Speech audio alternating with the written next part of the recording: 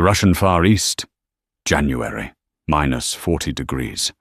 A landscape so hostile that most animals simply leave or die. But something stays. Something was built for this. Meet the Amur tiger, the Siberian, the largest cat on Earth, and the only apex predator on the planet that calls this frozen hell home.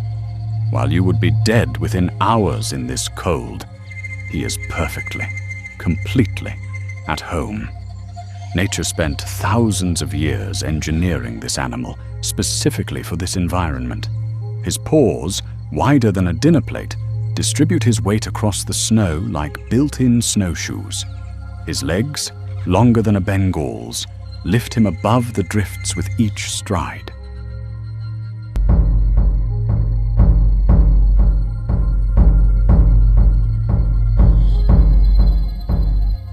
That coat, 2 layers deep, a dense insulating undercoat beneath long waterproof guard hairs.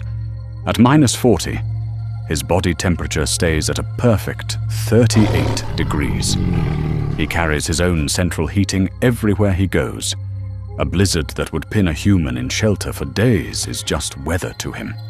He has a territory of up to 1,000 square kilometers to patrol. Snow or sun, the work continues.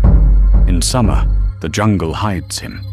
In winter, he hides himself, moving behind ridges, using tree shadows, the snow silencing every footstep, 250 kilograms moving in absolute silence through a world of silence. His prey here is not the deer of India.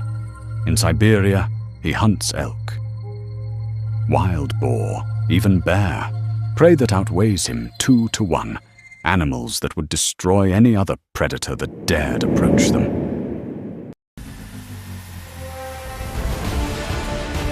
The launch, 300 kilograms of Siberian tiger through the air. The snow explodes. The elk has no answer. Nobody does. Not out here.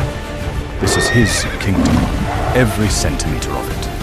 But here is the shadow over this magnificent animal.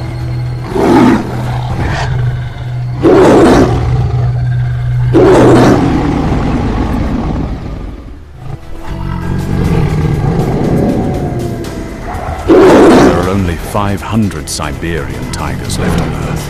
500. In a wilderness the size of Western Europe. Each one alone.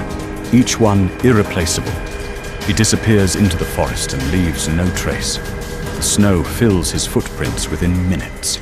He was here, and now he is gone. Just like that. A ghost, the last ghost of these mountains.